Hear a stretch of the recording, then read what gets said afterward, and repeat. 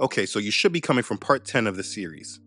These videos are a part of a topical series and should be watched from the beginning in order if you're going to understand what is being presented. So please, if you have not watched from part 1, please stop this video and start back from video 1. So in the last video, part 10, we went over how Christianity became the religion of Rome under Constantine. Since the beginning of this series, I have been explaining that the religion of Christianity is a religion of tares. And as we have been going over the history, I believe for anyone listening with an intent to understand rather than just disagree, this should be made clear by now. But there is so much more evidence and understanding that should be had so that when you go out to witness and when you speak to others, you can speak from an educated point of view and bring about points that they have never heard of before. There is one topic that we need to get to, which is about the Trinity. But in order to get there, I have been laying a foundation of understanding so that once we get to the subject, the whole thing can be understood. As we continue to understand Christianity, it's not possible to continue to understand the creation of it without understanding a major concept that is a major influence in this world, but it's something that's not spoken about in great detail. So we need to go over it. So let me make this point known clearly. Christianity is a religion that is said to be built upon the foundation of the Yahudim who walked with Messiah, but this is not true. It is only part of the truth that is leaving out a great deal of information that makes all the difference. You see, when you dig deep into the beginning foundations of Christianity, you see something very different at the surface. What we find is that the claim that Christianity is a religion that is said to be built upon the foundation of the Yahudim who walked with Messiah, this is a disguise that hides the truth that Christianity is a faith inspired by the foundation of the Yahudim who walk with Messiah, but it's actually grounded and built more upon Greek philosophy. And this view right here must be the main understanding that's understood when understanding Christianity. Because if you do not understand the Greek philosophical mindset, you will not understand the main point of what I'm saying. And here's the problem. For many of us who live in the United States or are part of a colony or nation that has been colonized by Western civilization, you have been taught and indoctrinated by the mindset of the Greeks, and most of us don't even know it. But this is what Christianity is, and this is why it lacks true reverence for our Father according to the way he has actually led and commanded his people. So I alluded to this and spoke about this in part 7, but it's important I really break this down so there is more than enough clarity given. It's important that we review this so that there is a way to identify and discern between the wheat and the tares. We want to understand the separation between the truth of the way versus when Christianity took over, it became the main authority. Because there is a lot of history that goes missing under the label and guise of Christianity. And if this history was told properly, this world would recognize that it's being hustled and manipulated by Satan. You see, the true assembly of the way that was growing, they largely resisted the infiltration of the pagan converts to the faith, who were bringing in their Greek philosophy and intertwining it with the faith. They were holding on firm to the teaching of the apostles, drawing their doctrine from the writings of the apostles and the Holy Scriptures, the books of the Old Testament, which, as Paul has stated, are able to make you wise for salvation. That's 2 Timothy chapter 3, verse 15. You see, as the faith of the way began to spread, there were two different plants that were growing from two different seeds. There was a split. And as I have been repeatedly saying, this split was due to the planting of tares. On one side was the truth, the ones who stuck to the plain and simple teachings of the scriptures, and the other side was increasingly compromised with pagan thought and practices adopted from the Greco-Roman world. As I have been explaining, the split that happened was the beginning of tares that began to be spread. It became the main basis of the Christian faith, but it wasn't told to the masses. You know, I get it, you may want to fight against this. Let me show you how you can see this is a real thing in today's world. Let me show you. Early on, as this ministry began to grow, as I was bringing out certain truths, all of a sudden, I was getting this label that I did not understand why people thought this was a bad thing. People were calling me a part of the Hebrew roots cult. And at first, I was like, I'm not a part of any group, so I know they're crazy, and they just needed a label. But I couldn't understand why anyone would think that there was a problem with the Hebrew roots of the scriptures. Get it? Our Father did not deal with the Greeks. He did not deal with the Romans. He did not deal with the English Anglo-Saxons. He was in covenant with the Israelites, who were partakers of the covenant passed down from their forefather Jacob, who received it from his father Isaac, who received it from his father Abraham. All of these men were Hebrews, and therefore everything about the foundation of the Bible is rooted from the Hebrews. If you're saying that you worship the God of Abraham, Isaac, and Jacob, you're worshiping the God of the Hebrews. Hebrew roots. Our Father is only in covenant with Yasharel, who are Hebrews. You'll see no other place that he made a covenant with no other people. So when people have spoken against the Hebrew roots, it never made sense to me until I realized that what they're actually saying is that Christianity is not rooted from the Hebrews. It's rooted from the Greeks. And that's why there's a problem. It's right in front of our faces. But because they did not explain it, it was a little hard to gather. Christianity is a religion of the Romans that is inspired by the Hebrews, but built around the philosophy of the Greeks. Let me say it again. Christianity is a religion of the Romans that is inspired by the Hebrews, but built around the philosophy of the Greeks. Once this is made known to you and you understand this, it will open your eyes to many things hidden right in plain sight. Now, here's the thing. This period in time, there are more people with college degrees than any other point in time in history, I believe. Most people that we know today have come through a formal education system that they believe has educated them. But the truth is that people are not educated, they are indoctrinated.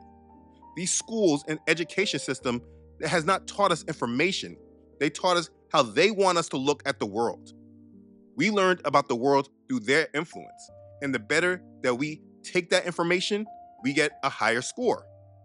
And so while there are so many educated folks, not many people know that much about the subjects that matter. And one of them that matters for sure is Greek philosophy. For the Western world to be so intertwined and influenced by Hellenistic culture, it is absolutely crazy that we know very little about the Greek influence on the world that was later adopted by the Romans. So I would like to take time to break this down to you by going over who the Greeks were. And so what I will do is go back in time and teach some history. We will go back to the first half of the 5th century BC. This was the period in time after Nebuchadnezzar's Babylon and Persia's King Cyrus let the Yahudim go and rebuild the temple. Okay, so let's look at it. In the first half of the 5th century, the Yahudim were struggling to rebuild their homeland. Many still resided in the lands of their former Babylonian masters, though Persia was now the empire in control, ruling those territories. So even though King Cyrus let the Yahudim go back and rebuild their homeland and rebuild the temple, not all of them went back. That's what I'm saying. Now, at the same time, on a peninsula in the northern Mediterranean, the children of Yavan were growing in strength. They were uniting to battle and face the Persian Empire. The Hellenes, or Greeks as we know them today, these are the children of Yavan that descended from Japheth. These Greeks, under the leadership of the city-states of Athens and Sparta, fought and eventually defeated the huge Persian army in battles that we have been indoctrinated into celebrating. Like, you know the movie 300? This is the time period that I'm speaking of, when they battled the Persians and then became the dominant empire. This is Sparta! So before the Persian Wars, the Greeks were already building the civilization and were in the Golden Age. They began innovations in their architecture, medicine, writing, poetry, sculpture, dramas and comedic plays, astronomy, and government. Their innovations in government laid the foundations of democracy as we know it today. In their society, every male citizen was a member of the ecclesia, which means assembly. This group met about 40 times a year to make political decisions.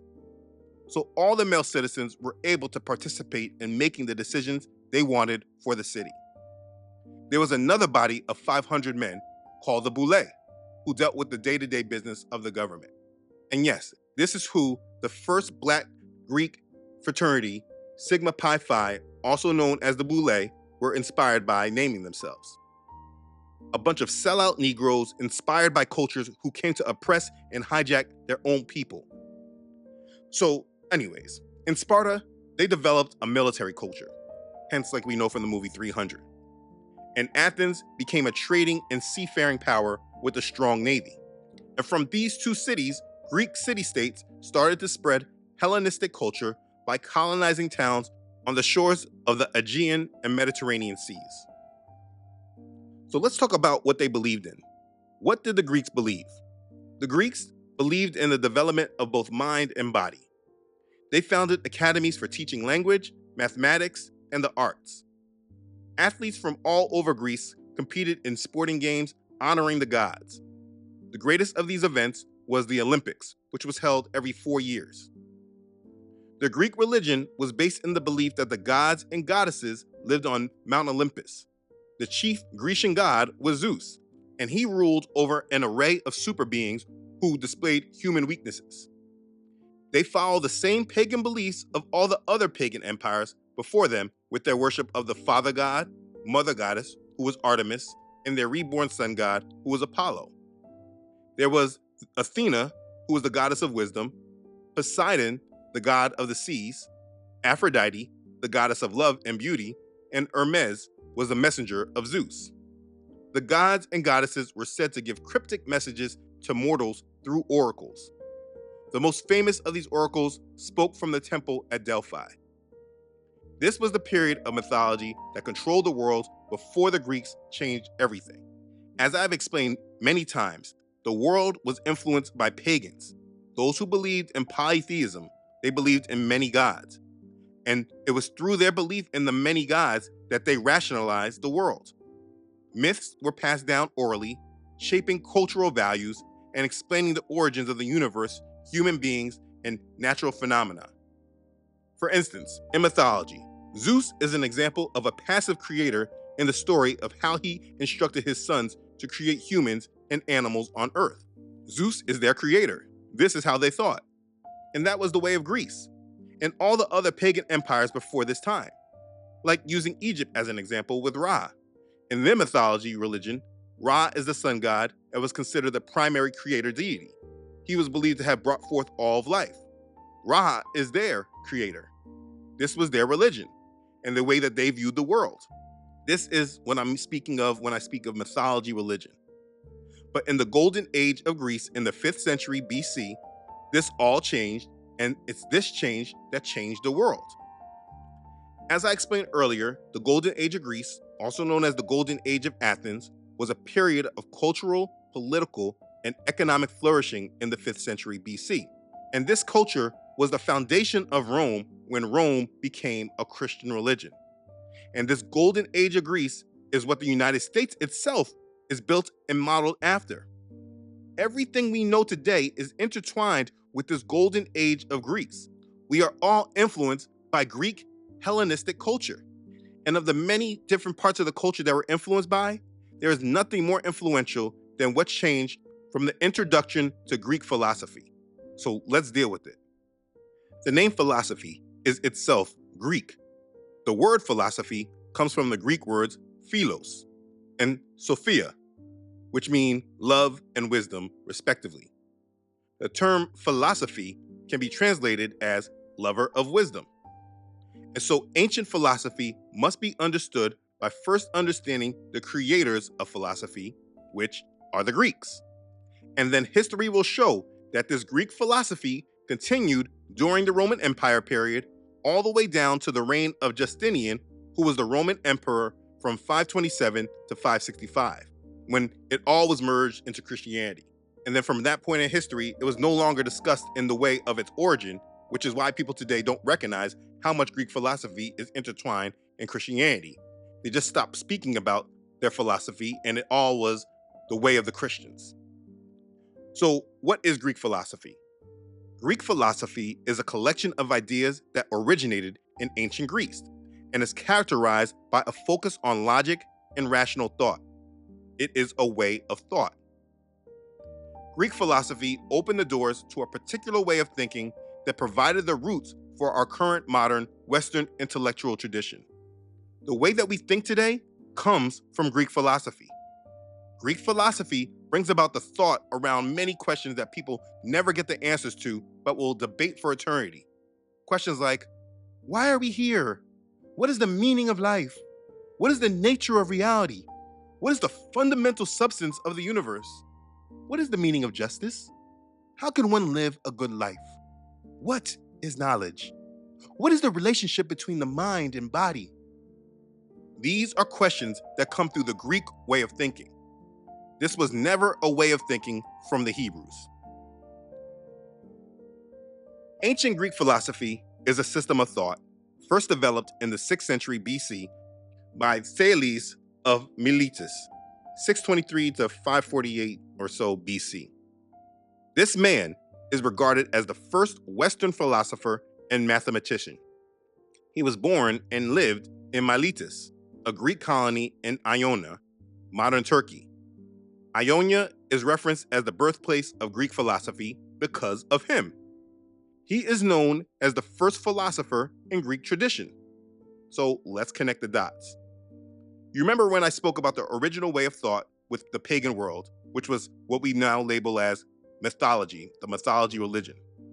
It was through their mythological beliefs in their many gods that they rationalized the world.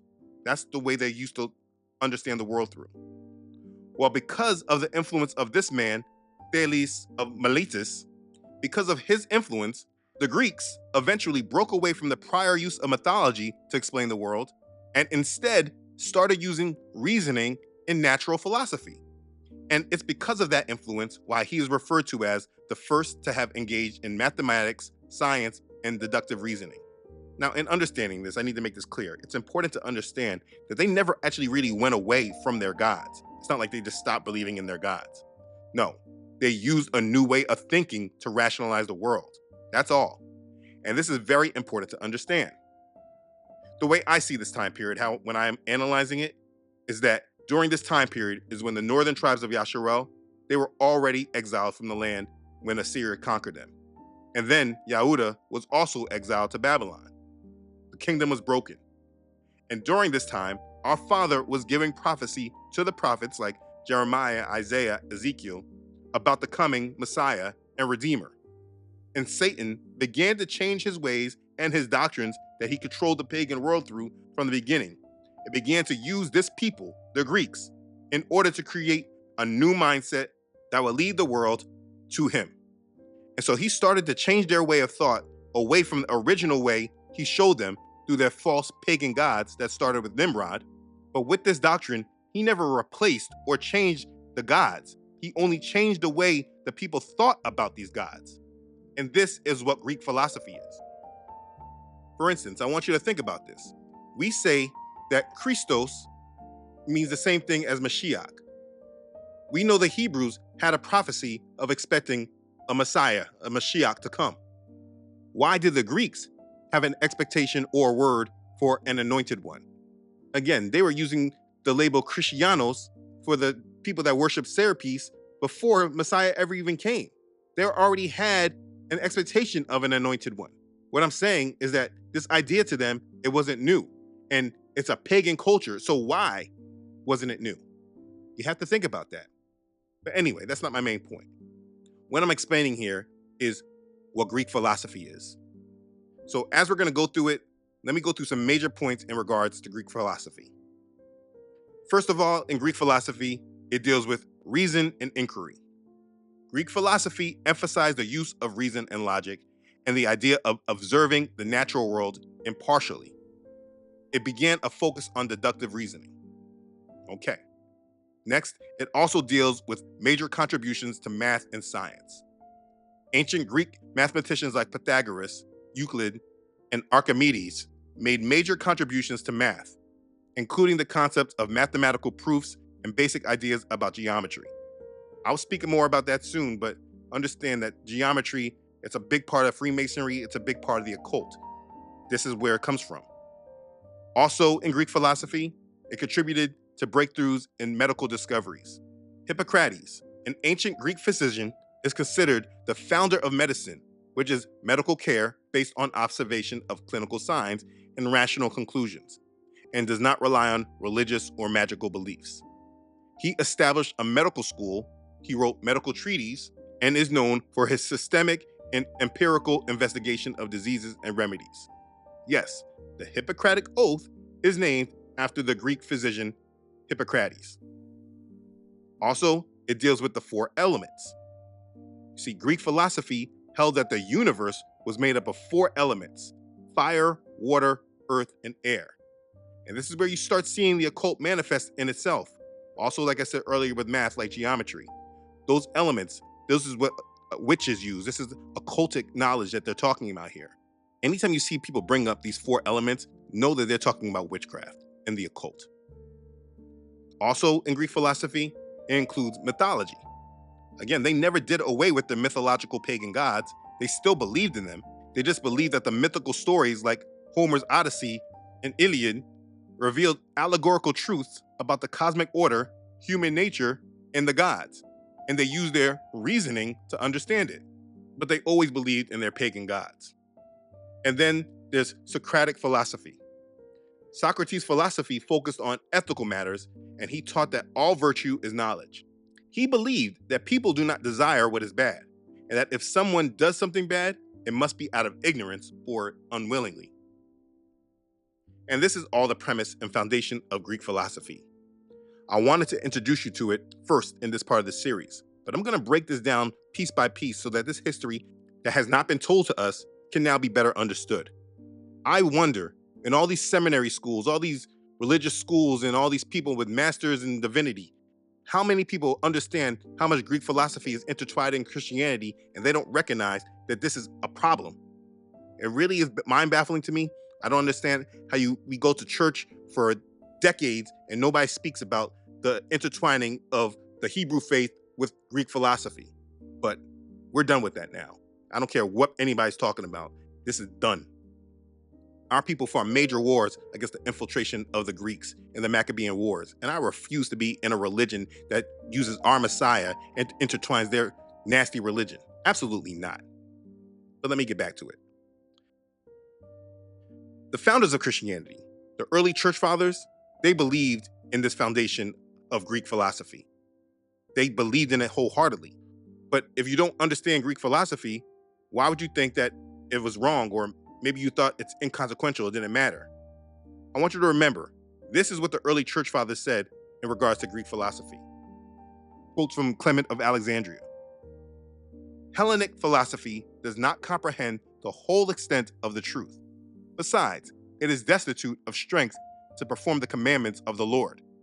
Yet, it prepares the way for the truly royal teaching. Clement of Alexandria. Let me read another one. Philosophy is not, then, the product of vice, since it makes men virtuous. It follows, then, that it is the work of God. Again, Clement of Alexandria. The last one. Not only the believer, but even the pagan is judged most righteously. For God knew by virtue of his foreknowledge that the Gentile would not believe. Nevertheless, in order that the Gentile might receive his own perfection, God gave him philosophy. However, he gave it to him previous to faith. And he gave the sun, the moon, and the stars to be worshipped. For the law says God made them for the nations, so that they might not become altogether atheistic and so utterly perish. Nevertheless, the Gentiles, even in the instance of this commandment, became devoid of sense and addicted themselves to graven images. Therefore, they are judged unless they repent. This was the way given to the nations to rise up to God, by means of the worship of the heavenly bodies. But there are those who would not abide by those heavenly bodies that have been assigned to them.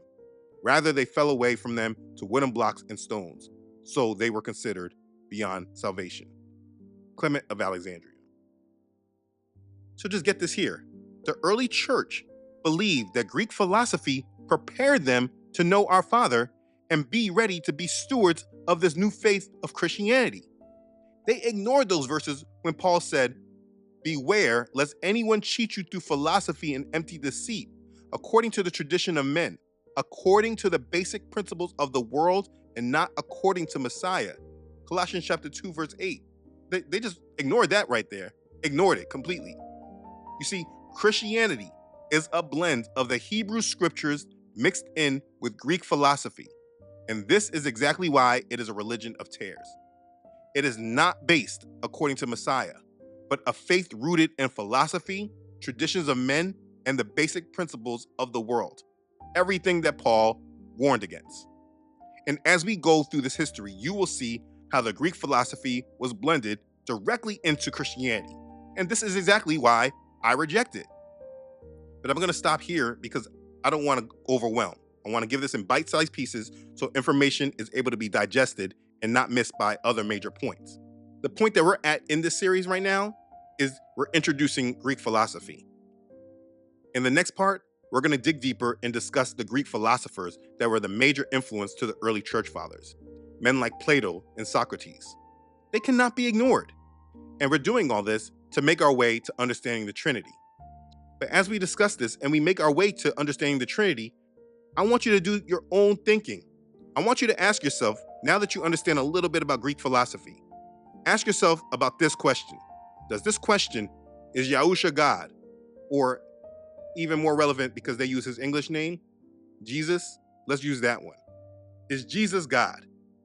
Ask yourself, is this question a question that came from the mind of the Hebrews, the apostles that follow the way? Or did this way of thought originate from Greek philosophy? So again, did this way of thought originate from the Hebrews, or is it an influence of Greek philosophy? Ask yourself that question. And if you start looking at this and asking yourself this, you'll be better able to understand the ways of thinking that we must separate from. But this is just the intro. We will get deeper into it in the next video.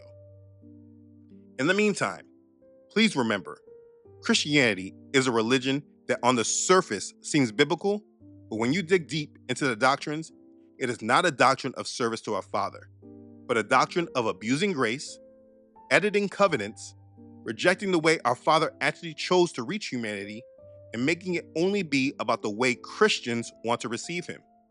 It lacks the love, obedience, and reverence for our Father that he deserves.